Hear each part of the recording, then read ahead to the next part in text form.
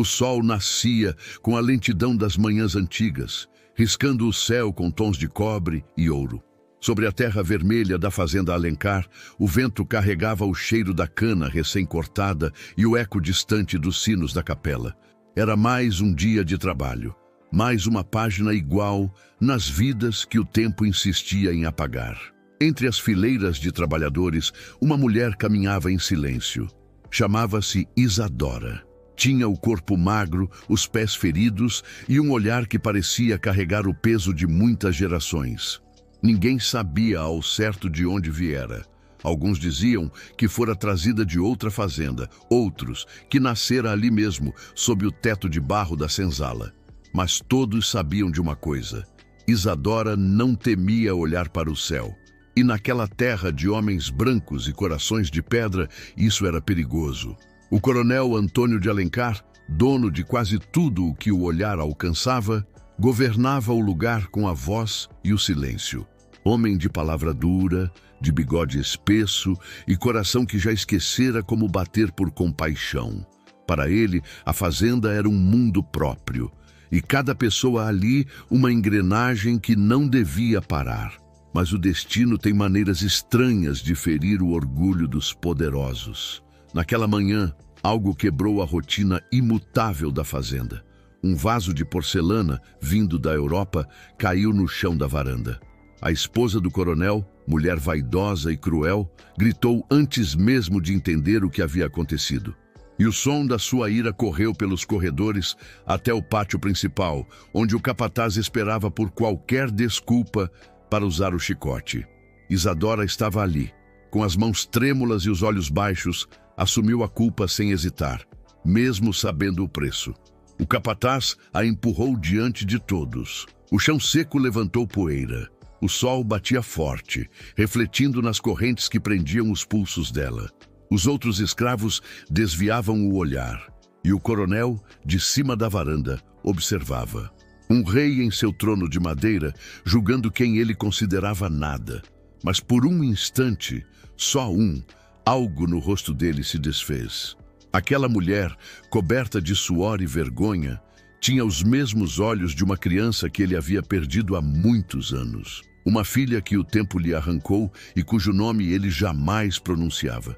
O passado, que sempre dormira em silêncio, acordou com a força de um trovão. Quando o capataz ergueu o braço para o primeiro golpe, o coronel levantou a mão. Basta!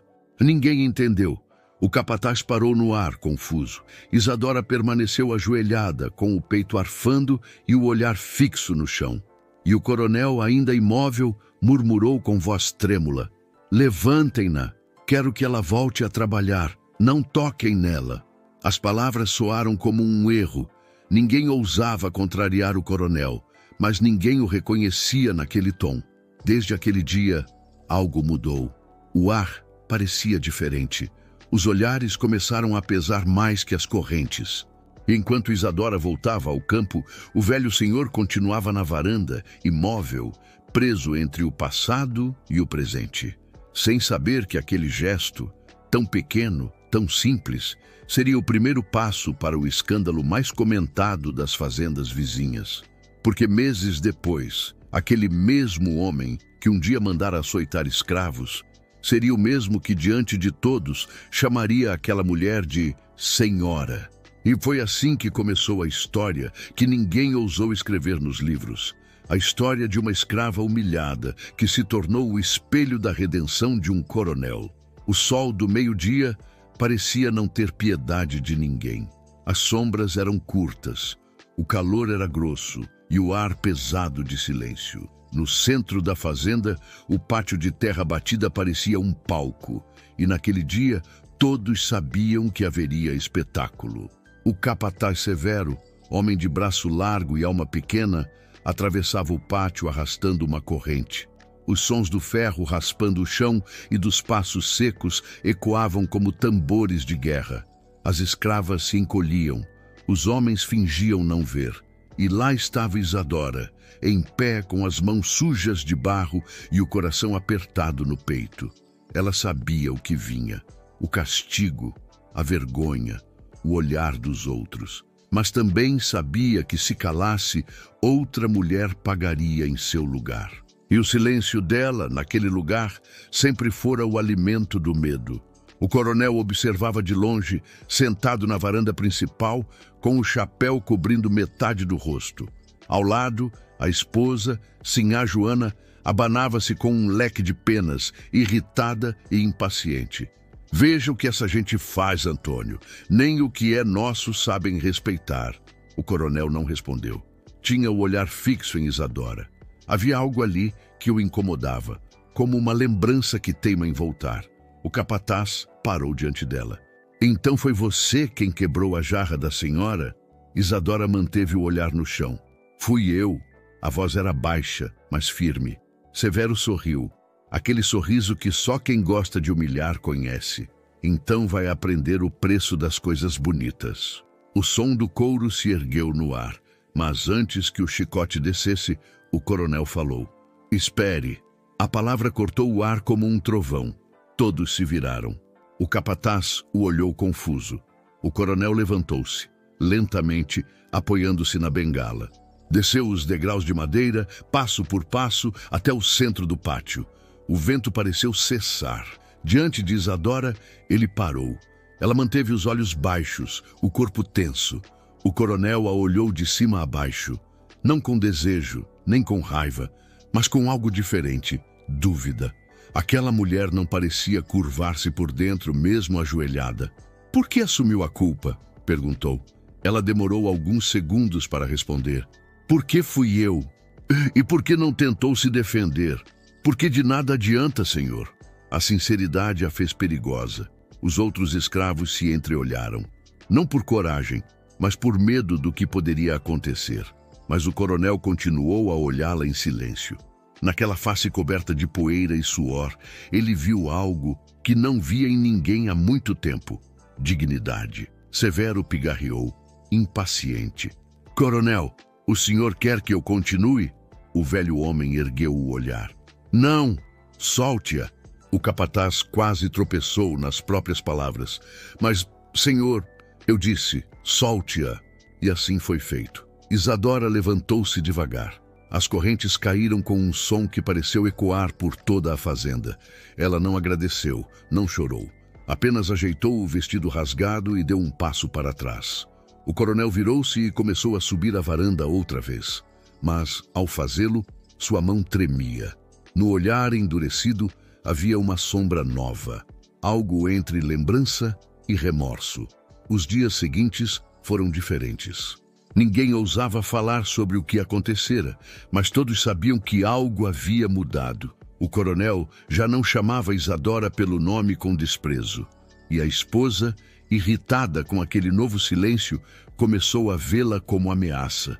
As criadas cochichavam nos corredores da casa grande. Dizem que o coronel ficou encantado pela escrava, ou que ela lhe fez feitiço, com olhos de santa e voz de reza. Mas a verdade era mais profunda. O coronel não a temia nem a desejava. Ele se via nela. Via a perda, a dor e o tempo que não volta. Isadora, sem saber, tornara-se o espelho de tudo que ele tentou esquecer. Na senzala, as noites eram longas. O vento entrava por frestas e o frio se misturava à lembrança do pátio. As outras escravas se aproximavam dela curiosas. Por que o senhor te defendeu? Ela respondia apenas, não sei, mas no fundo sentia que algo maior se movia, como se a terra, cansada de injustiça, começasse a girar em outra direção. Certa madrugada, ouviu passos na varanda. O coronel, com uma lamparina na mão, descia devagar em direção à senzala. Não era comum que ele andasse por ali à noite. Ela se levantou assustada, mas ele não disse nada. Apenas deixou sobre a mesa um pequeno lenço branco e uma jarra de água. Depois virou-se e foi embora. Nenhuma palavra, nenhum olhar, mas aquele gesto foi mais forte do que qualquer perdão. E assim o pátio, aquele mesmo que antes era palco de dor, começava lentamente a se tornar cenário de mudança. Um lugar onde o medo ainda vivia, mas já dividia espaço com algo que ninguém ousava nomear. Esperança. Naquela fazenda, o tempo parecia não passar. apenas se repetir. Os dias começavam com o cantar dos galos e terminavam com o som dos grilos na mata. Mas desde o castigo interrompido, algo invisível havia se transformado. O coronel Antônio de Alencar, acostumado a ver o mundo em preto e branco, agora enxergava tons que nunca tinha notado. A poeira da estrada, o canto das escravas, o brilho do fogo à noite, tudo parecia mais vivo, mais humano, mais real. E no centro desse novo mundo estava Isadora. Nos primeiros dias, ele tentava fingir que nada mudara. Seguia o mesmo percurso pela varanda, as mesmas ordens secas, os mesmos jantares silenciosos com sinhá Joana, que cada vez mais se fechava em seus próprios rancores. Mas bastava ver a jovem passar pelo jardim para sentir o peito apertar, não de desejo, mas de lembrança. Havia nela algo que doía. O coronel tinha uma filha, ou melhor, teve. Chamava-se Beatriz. Morrera com 2 anos, levada por uma febre alta numa noite chuvosa, décadas atrás. Desde então, o velho jamais voltara a pronunciar o nome dela. Enterrou o corpo e o coração no mesmo dia. Mas agora, cada vez que Isadora o olhava com aqueles olhos mansos e firmes, o passado se erguia como um fantasma. Às vezes, ele se pegava observando-a de longe, enquanto ela lavava roupa na beira do rio. O som da água batendo contra as pedras o fazia lembrar o riso da pequena Beatriz correndo pela varanda. A mesma leveza, a mesma coragem silenciosa. E ele se perguntava pela primeira vez se Deus estaria lhe dando uma segunda chance de amar sem orgulho. Mas o orgulho é como ferrugem. Mesmo quando parece desaparecer, ainda corrói por dentro. O coronel sabia que naquela sociedade, um homem branco jamais poderia reconhecer afeto algum por uma mulher negra, muito menos uma escrava. Por isso, escondia seus gestos sob a rigidez. Mandava que levassem mais comida à senzala, mas dizia que era por ordem médica. Mandava construir um poço novo mais perto das moradias, alegando que a água velha estava ruim. E à noite, sozinho em seu escritório, escrevia cartas que nunca enviava. Cartas endereçadas à filha morta. Beatriz, se ainda me ouves, talvez entendas o que o velho não consegue dizer. Há algo nesta mulher que me lembra de ti. Talvez seja o jeito como olha o céu, ou como perdoa. Mesmo sem ouvir um pedido. Ele dobrava o papel e o guardava na gaveta, como quem esconde um pecado. E assim, entre o peso da culpa e o silêncio da casa, o coronel começou a mudar. Isadora percebia, mas não compreendia. Já não era mais chamada com gritos. Ninguém ousava tocá-la com violência. E certa manhã, o próprio coronel apareceu na porta da senzala. Trazia um vestido azul, simples, mas novo, um presente que deixaria qualquer mulher sem chão. As outras escravas se afastaram, assustadas. Ele disse apenas: amanhã quero que vá até a Casa Grande. Há trabalho para você lá. E se foi. Na manhã seguinte, Isadora subiu pela primeira vez as escadas da varanda da Casa Grande, degraus que até então pertenciam apenas aos brancos. Cada passo parecia um desafio às leis não escritas da fazenda. Dentro da casa, o ar era pesado e doce, cheirando a madeira polida e perfume caro. Assim a Joana a recebeu com o olhar que corta mais que faca. Então é você a escolhida do meu marido para ajudar na cozinha? Isadora assentiu, sem levantar os olhos. Pois bem, fará o que mandar, e rápido, e não olhe para ele, entendeu? Ela apenas respondeu: sim, senhora. Durante os dias seguintes, Isadora trabalhou em silêncio. Lavava, varria, cozinhava, e sempre que o coronel entrava no salão, desviava o olhar. Mas ele a observava discretamente, tentando entender o que Deus queria mostrar. Havia um tipo de calma nela, uma pureza que desafiava tudo o que ele aprendera sobre poder, cor e castigo. Uma tarde, chovia forte. O coronel ficou só na sala, olhando pela janela. Isadora entrou trazendo uma bandeja de chá. Os trovões ecoavam lá fora. Ele a observou se aproximar e notou, pela primeira vez, as mãos trêmulas dela. Tem medo de chuva? Não, senhor. Tenho medo do que ela traz. Ele franziu a testa.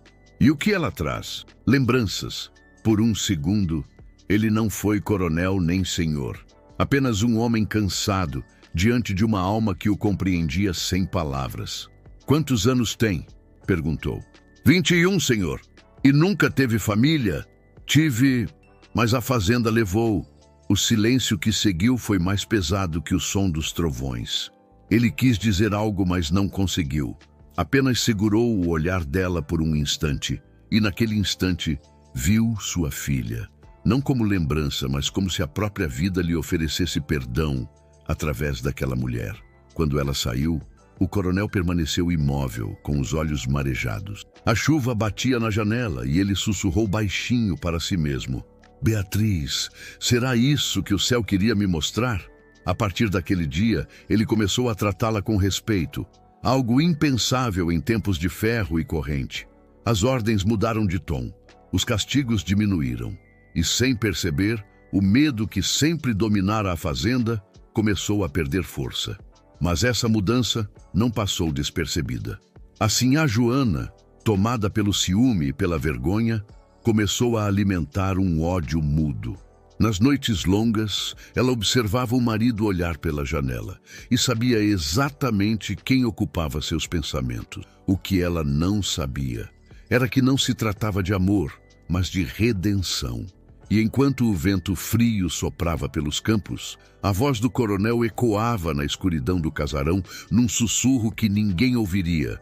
Talvez Deus tenha me dado outra filha, uma filha que o mundo insiste em chamar de escrava. O céu amanheceu cinzento, pesado, como se também estivesse cansado de tanta injustiça. O ar cheirava a terra molhada antes mesmo da chuva cair. As folhas das mangueiras balançavam num silêncio estranho, o tipo de silêncio que precede o caos. E lá, no alto da varanda, o coronel Antônio de Alencar observava o horizonte, com o olhar preso nas nuvens que se aproximavam devagar, grossas e escuras. Aquela manhã não seria igual às outras.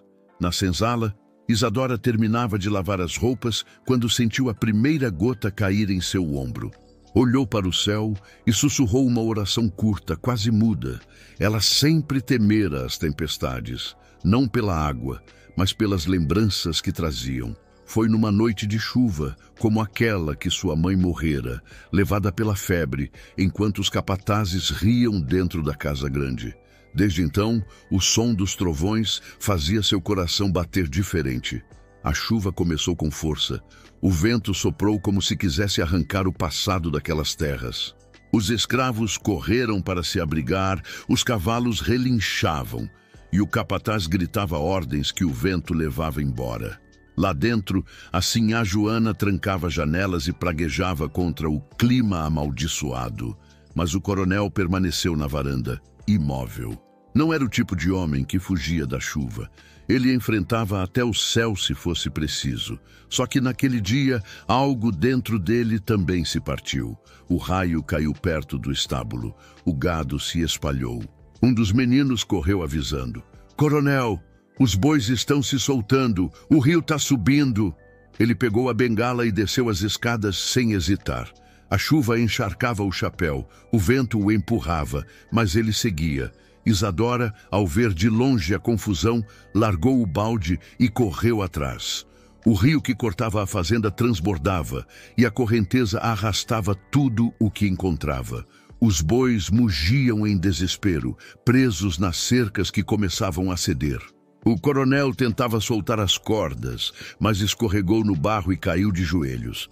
O capataz correu em sua direção, mas foi Isadora quem chegou primeiro. Sem pensar, ela o segurou pelos ombros e o ajudou a levantar-se, mesmo com a água já na altura dos joelhos. Volte para casa, gritou ele. Não, senhor, o senhor não consegue sozinho. O vento rugia e as palavras se perdiam, mas ela não parava. A cada relâmpago, seus rostos se iluminavam como duas almas presas entre a morte e o milagre. Isadora amarrou uma corda no tronco de uma árvore e, com as mãos sangrando, puxou o último animal que ainda se debatia na lama. O coronel, cambaleante, tentava ajudar, mas a força já lhe faltava. Foi então que o relâmpago mais forte riscou o céu. Um estalo, um clarão. O tronco de uma mangueira se partiu e caiu a poucos metros deles. O coronel caiu novamente e Isadora o protegeu com o próprio corpo. Por um segundo, o mundo pareceu acabar. Quando o silêncio voltou, só se ouvia o barulho da água descendo pelo campo. Ele abriu os olhos devagar. Isadora estava sobre ele, molhada, ofegante, o rosto sujo de lama e lágrimas. "Está ferido?" perguntou. "Não, só cansado." Ela tentou sorrir, mas o medo ainda pulsava em seu peito. E naquele instante, algo mudou para sempre entre eles. Não havia senhor nem escrava. Apenas duas vidas salvas, uma pela outra. Levaram o coronel de volta à Casa Grande. A febre, 3 dias e 3 noites, ele delirou. Chamava nomes, revivia lembranças, misturava tempos. "Beatriz, não vá", murmurava, suando e tremendo. Assim a Joana se recusava a cuidar dele, tomada por um misto de raiva e superstição. Foi Isadora quem assumiu o lugar ao lado da cama, trocando panos frios, limpando o suor e rezando em voz baixa. O tempo parecia parar. Ela mal dormia. Entre um delírio e outro, o coronel abria os olhos e a confundia com a filha morta. "Beatriz, minha menina." Isadora o olhava com ternura e dizia: "Descanse, senhor. A menina está bem, está em paz." E por um instante ele acreditava. Os empregados começaram a cochichar. "A escrava está cuidando do coronel. Ele está chamando ela de filha. É o fim dos tempos." Mas ela não se importava. Havia algo mais forte guiando suas mãos. Algo que nem o medo nem as regras podiam impedir. Compaixão. Durante dias, ela viveu entre a vida e a morte dele, entre o fogo da febre e o frio do amanhecer. E numa dessas madrugadas, quando o barulho da chuva finalmente cessou, o coronel abriu os olhos e sussurrou: "Quem é você, afinal?" Isadora hesitou. Depois respondeu: "Sou a mulher que o senhor mandou soltar." Ele a encarou em silêncio. Depois fechou os olhos e disse apenas: "Então é você que Deus mandou para me perdoar." A tempestade terminara. Mas quando o sol voltou a nascer, nada mais era como antes. Os campos estavam devastados, as cercas quebradas, o gado disperso. E mesmo assim, pela primeira vez, a fazenda parecia respirar. Os escravos andavam com um fio de esperança no olhar. Sabiam que algo havia mudado e que o velho senhor jamais seria o mesmo. Na varanda, dias depois, o coronel se recuperava lentamente, sentado numa cadeira de balanço. Ao lado dele, uma xícara de chá deixada por Isadora. Ele observava o horizonte e murmurava: "A chuva leva o que é podre, mas também ensina o que é puro." E ao longe, Isadora caminhava entre as plantações, o vestido simples ainda marcado de barro. O vento levantava seus cabelos e o sol dourava a pele que antes fora açoitada.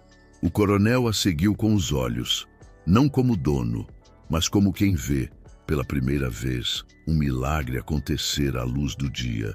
A tempestade passou, mas deixou o ar pesado, como se o mundo respirasse com dificuldade. As árvores ainda pingavam, o chão cheirava a barro úmido e a fazenda parecia desperta de um longo pesadelo.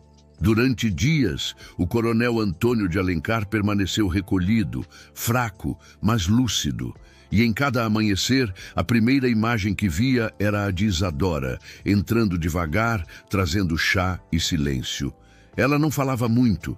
Sabia que o silêncio cura mais do que 1000 palavras.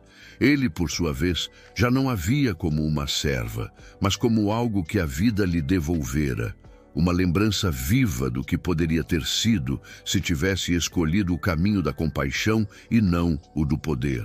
Quando ela saía do quarto, o coronel ficava olhando a porta como quem teme que a redenção também possa ir embora.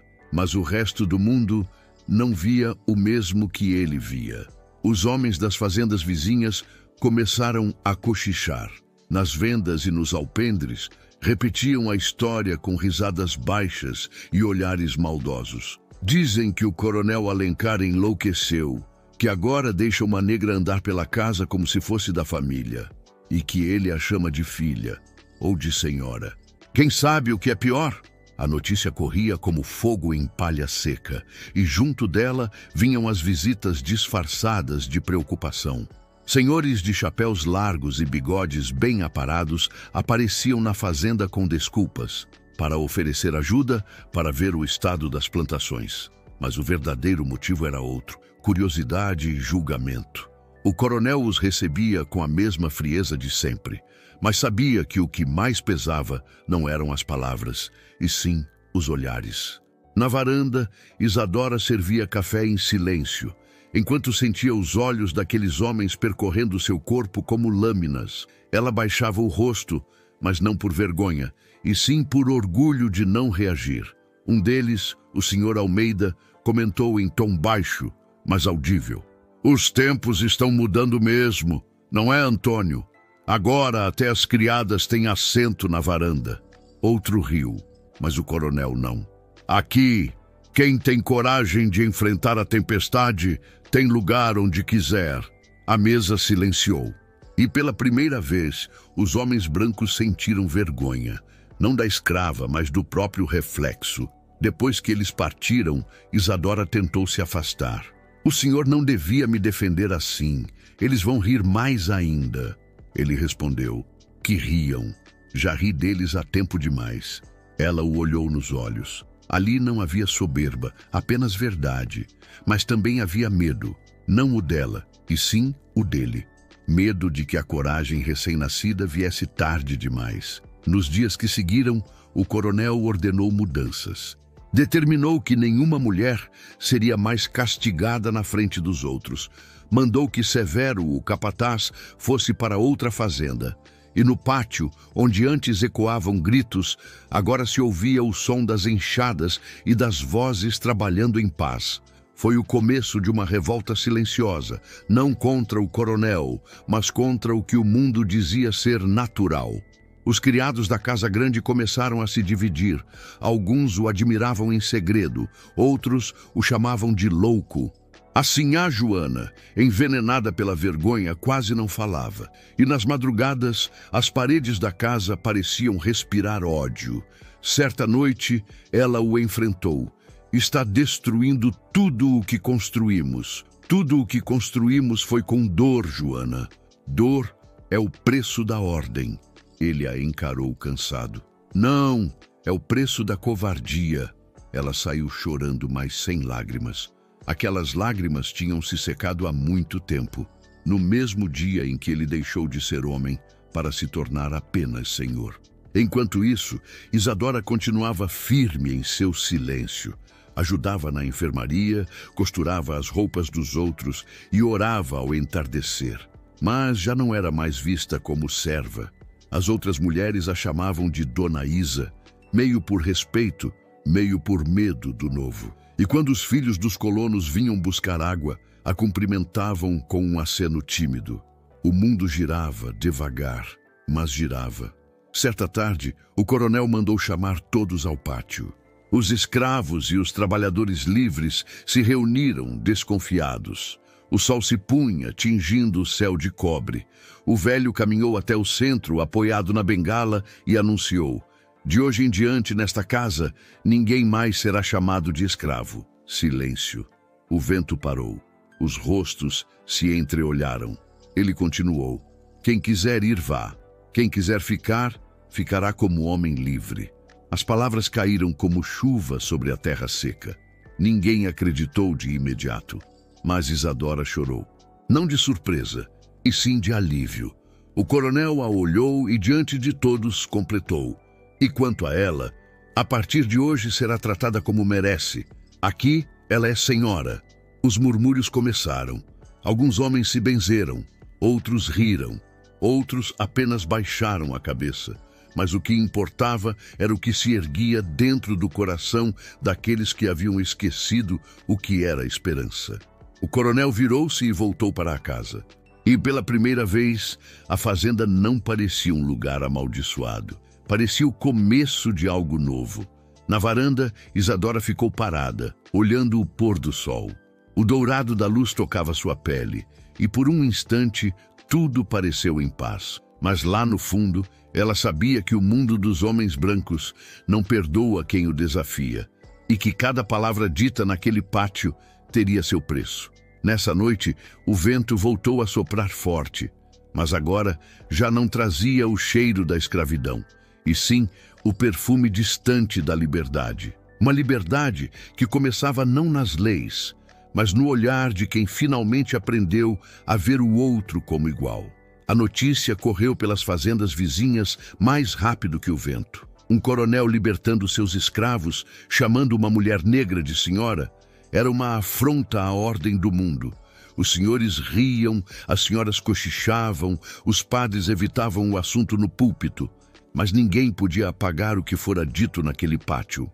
As palavras do coronel Antônio de Alencar ecoavam como trovões em uma terra acostumada ao silêncio.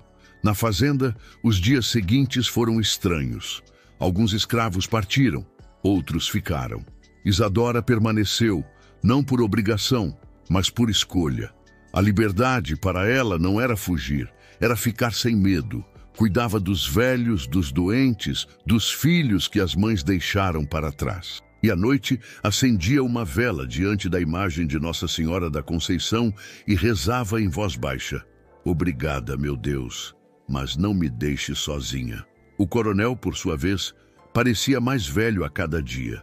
As rugas já não vinham do tempo, mas do peso das próprias decisões. Sabia que sua atitude havia comprado uma guerra silenciosa com os outros senhores. Na vila, ninguém mais o cumprimentava com respeito. E nas cartas que chegavam, vinham recados disfarçados de conselho.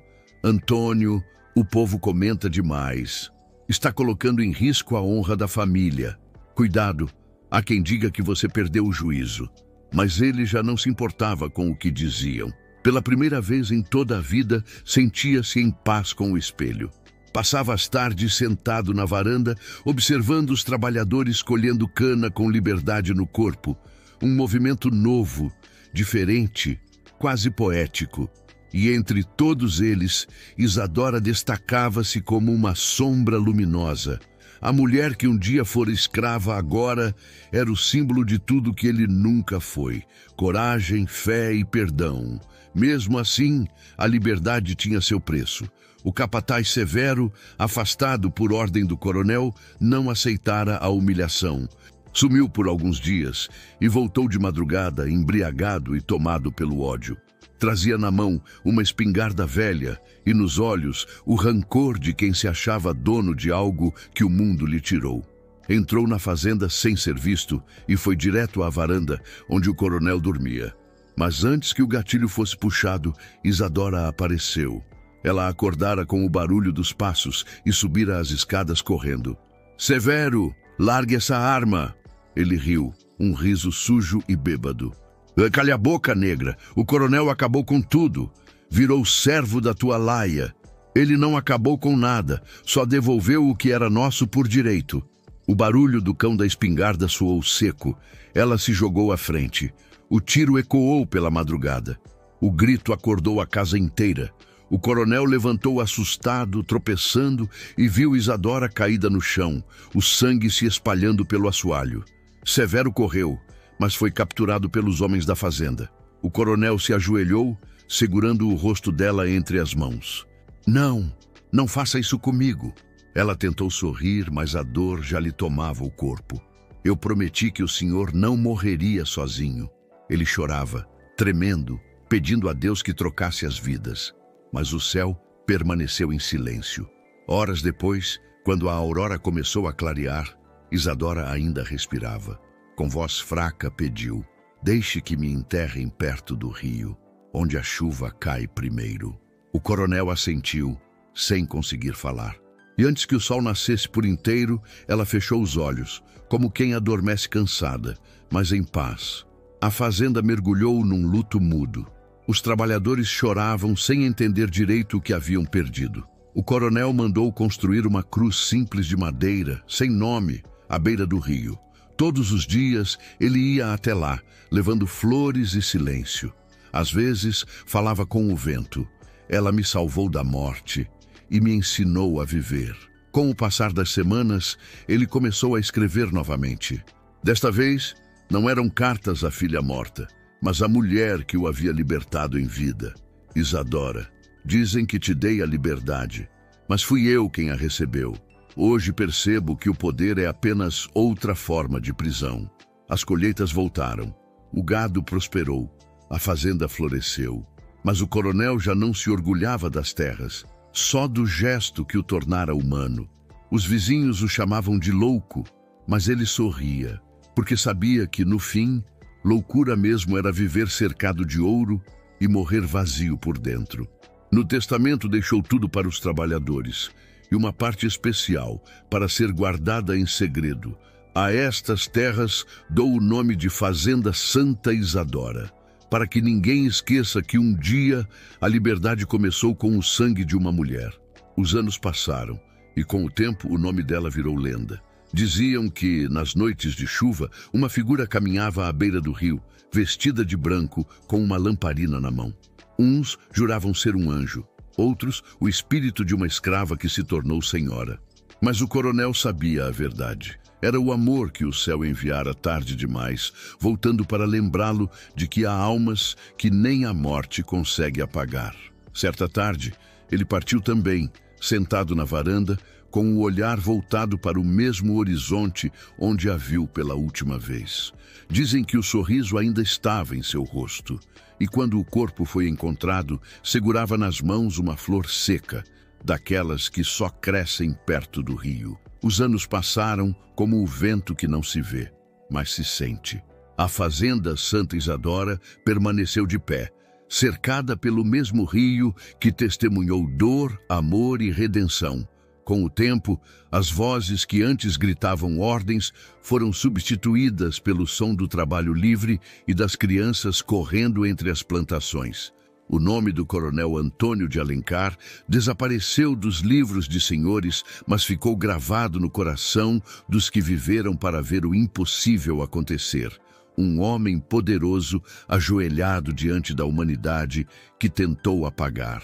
O casarão, antes símbolo de autoridade, agora cheirava a velas e saudade. Depois da morte de Isadora, o coronel envelheceu em silêncio. Raramente falava, raramente comia, mas escrevia. Durante anos, preencheu cadernos inteiros com pensamentos, memórias e arrependimentos. Quando lhe perguntavam o que tanto escrevia, respondia apenas: converso com quem entende o que é sofrer em silêncio. Às vezes, ao entardecer, ele se levantava da cadeira de balanço e seguia até o rio. Andava devagar, com o corpo frágil e a bengala riscando o chão. Ajoelhava-se diante da cruz de madeira onde Isadora dormia. Ali, o coronel deixava flores novas e palavras velhas, palavras que ninguém mais escutava, mas que o vento parecia levar ao lugar certo. Se eu pudesse voltar, Isadora, teria te chamado de senhora no primeiro olhar. O tempo, esse juiz invisível, começou a mudar o rosto da fazenda. As gerações seguintes cresceram sob outro tipo de sol. Os filhos dos libertos estudaram, trabalharam, ergueram casas, abriram escolas. E os mais velhos diziam às crianças: foi ela quem começou tudo, a mulher que fez o coronel aprender o que é ser homem. Décadas depois, o casarão perdeu o brilho, coberto por musgo e memórias. Mas o retrato de uma mulher, de vestido simples, pendurado no corredor principal, continuava intocado. Ninguém sabia quem pintou aquele rosto. Os mais antigos afirmavam que foi o próprio coronel, nas últimas semanas de vida.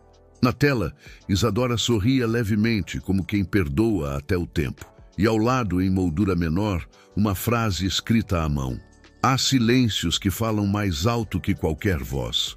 Quando o coronel morreu, o sino da capela tocou sozinho. Dizem que ninguém puxou a corda. O som apenas aconteceu. Os trabalhadores se reuniram no pátio e o enterraram ao lado do rio, perto da cruz de Isadora. 2 túmulos simples, lado a lado, cobertos de flores do campo. O padre rezou uma missa curta, mas ninguém chorou. Havia paz demais naquela despedida para caber tristeza.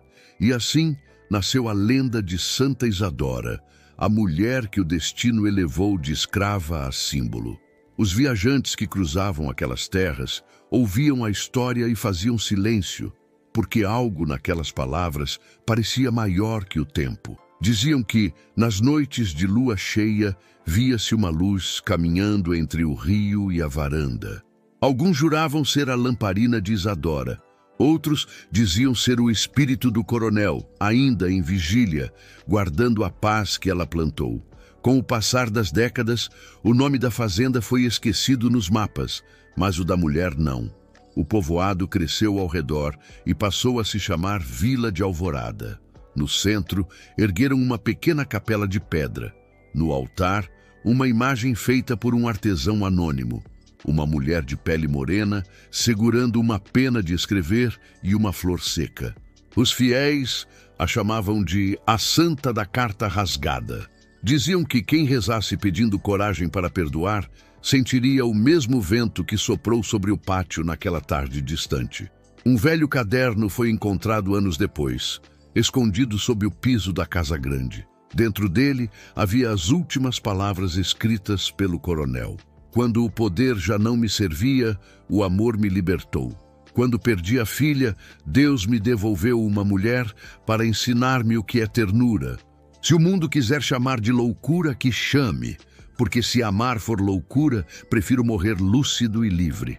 A caligrafia era trêmula, mas firme, e ao lado, uma assinatura feita com tinta quase apagada.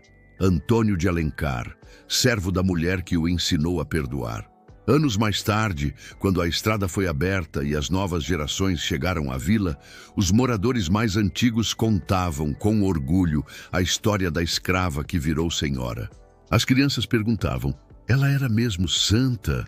E as avós respondiam com ternura, mais que isso, minha filha, ela foi humana. Porque no fim, a maior herança que Isadora deixou não foi a fazenda, nem a lenda, foi o silêncio. Um silêncio que ensinava mais do que 1000 sermões. Um silêncio que curava, que lembrava, que libertava. E cada vez que o vento soprava sobre o campo, as flores se inclinavam, como se o próprio tempo se curvasse diante dela.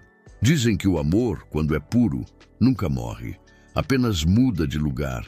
E ali, à beira do rio, entre duas cruzes simples e um campo dourado pelo sol, o amor encontrou o descanso que a vida lhe negara. O vento ainda sopra sobre os campos da antiga fazenda. O sol se põe do mesmo jeito, dourado, calmo, quase triste. E talvez, se você escutar com atenção, ainda possa ouvir o som do rio correndo devagar, levando consigo os ecos do passado, o choro de quem foi silenciado, o perdão de quem aprendeu a amar. E o sussurro de uma mulher que um dia foi chamada de escrava e depois de senhora.